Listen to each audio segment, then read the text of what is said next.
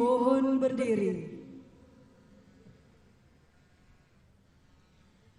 Presiden Republik Indonesia beserta Ibu Negara Iriana Joko Widodo dan Wakil Presiden Republik Indonesia beserta Ibu Hajah Huri Ma'ruf Amin didampingi oleh Kepala Kepolisian Negara Republik Indonesia beserta Ibu Juliati Sigit Prabowo tiba di tempat upacara.